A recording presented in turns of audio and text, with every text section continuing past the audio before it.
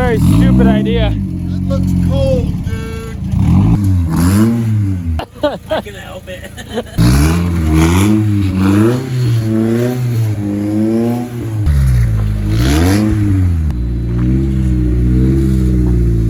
Open there.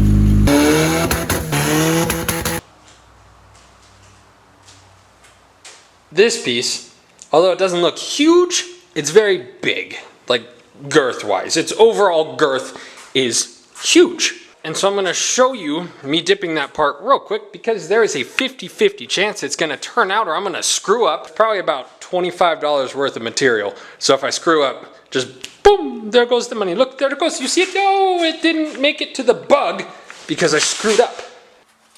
It's the end of the world as we know it. God darn it. Okay, here we go.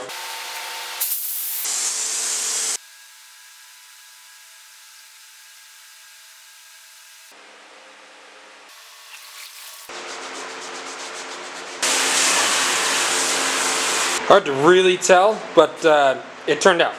It covered everywhere. No air bubbles that I can see. Everything looks pretty spick and span.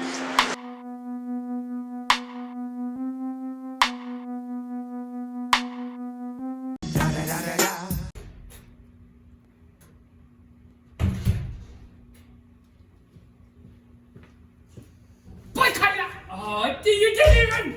Ah!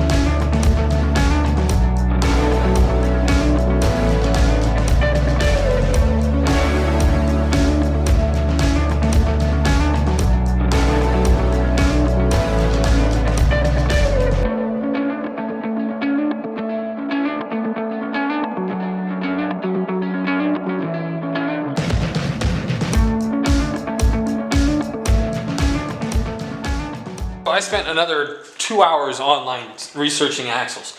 Then I messaged Hux Racing. I told him, I was like, I can't figure out what axle this is supposed to be. Someone found basically the perfect aftermarket axle for this swap and they told Hux about it. And so we're gonna test that out. They gave me the part numbers and the part numbers are on their website under the frequently asked questions section. It is about $20 more than a normal Honda axle, but it looks like it's gonna do the job. Looks pretty good. I gotta cut that ring off and then we'll stick it in and see how it does.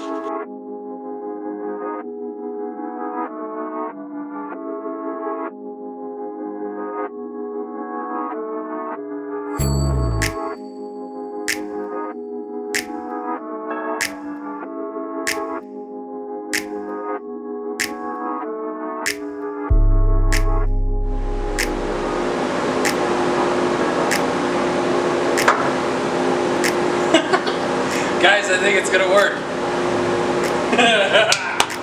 Okay. That went in like butter.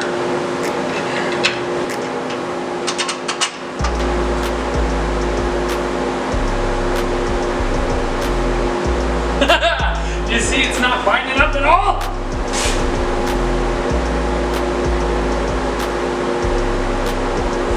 Sick.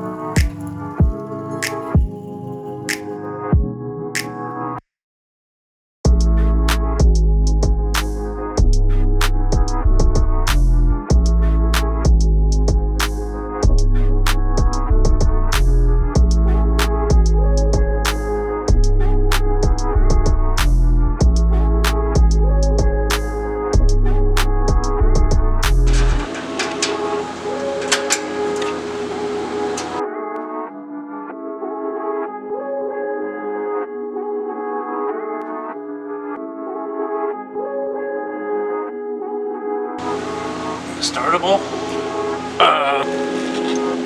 I think so.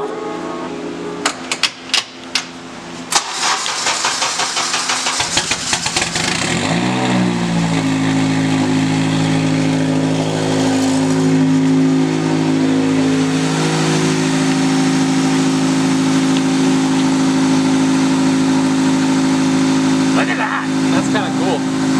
Yeah, actually,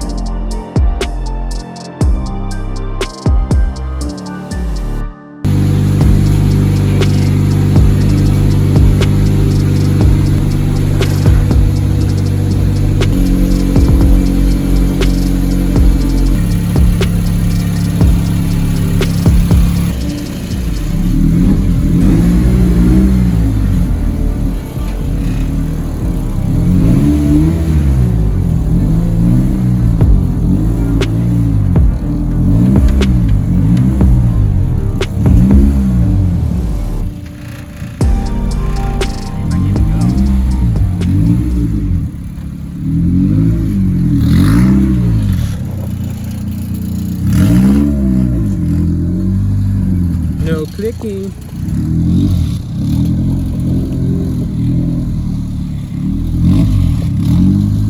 It's a very stupid idea. That looks cold, dude.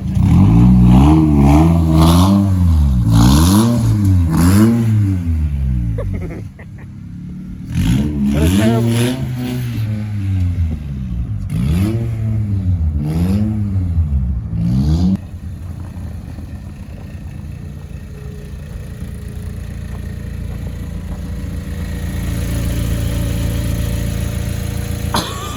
I can help it. No, that's fine. You did good. You controlled it well.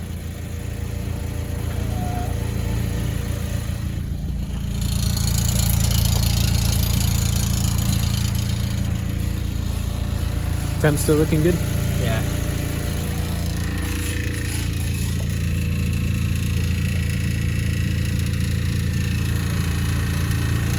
Those hoses are still pretty cold.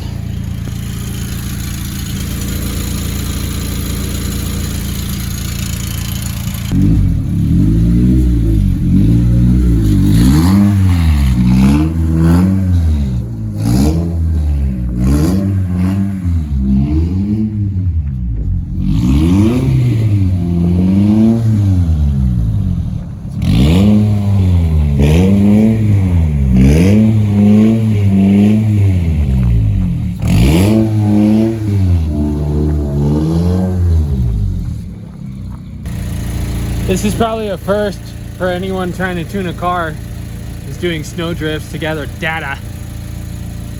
I'm not making any boost, it's fine. I'm not criticizing you, I'm just saying it's another first. There's not enough load right now in the snow, at least the first gear.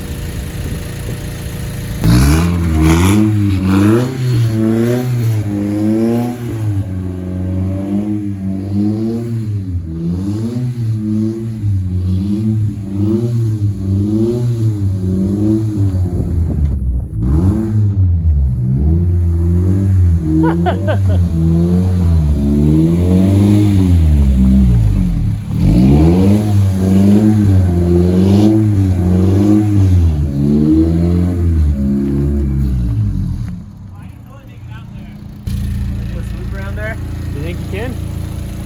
Yeah, I mean, we get stuck. We got a truck. I don't want to. Oh, that's true. Do it. Don't get stuck.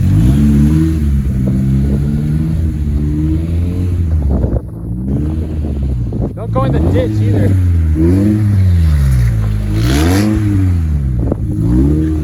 little icy. Yeah, it's slick.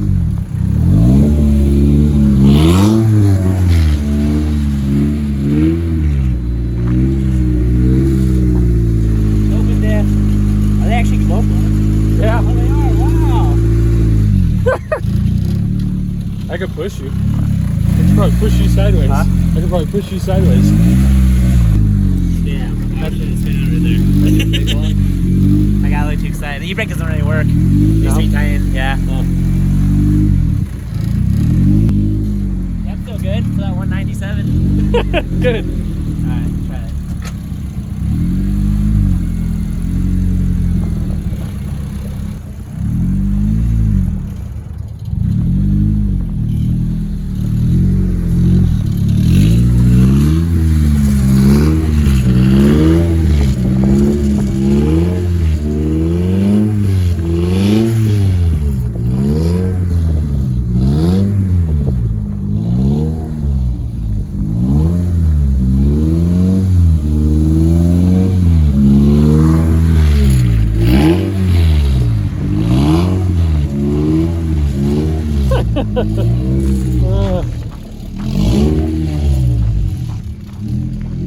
That's funny.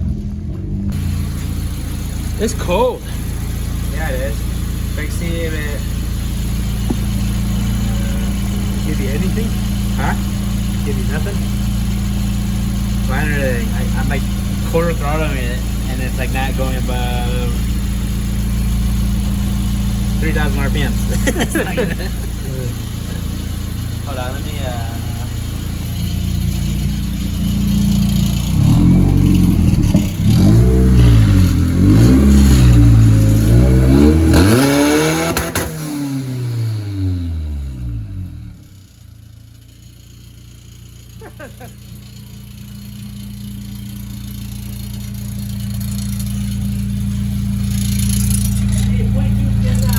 Nice. Hang on, I'm gonna tighten these bolts. That's what's rattling. temperature dropped it. Good. Really? That 192 now. Nice. Does it look cool? Yeah.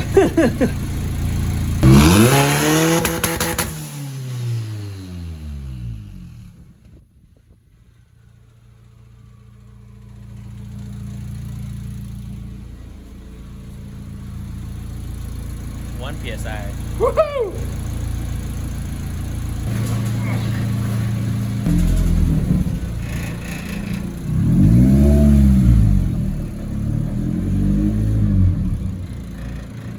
You sitting this far back? Sound comfortable for you? Huh? Sound that comfortable for you? It's too far.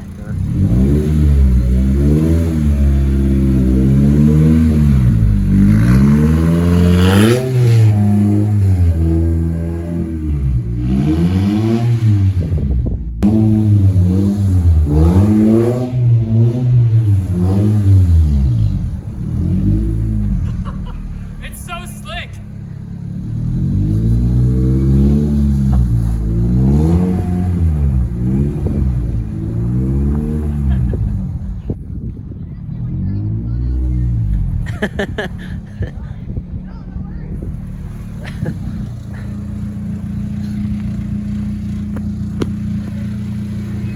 Yeah. Very much.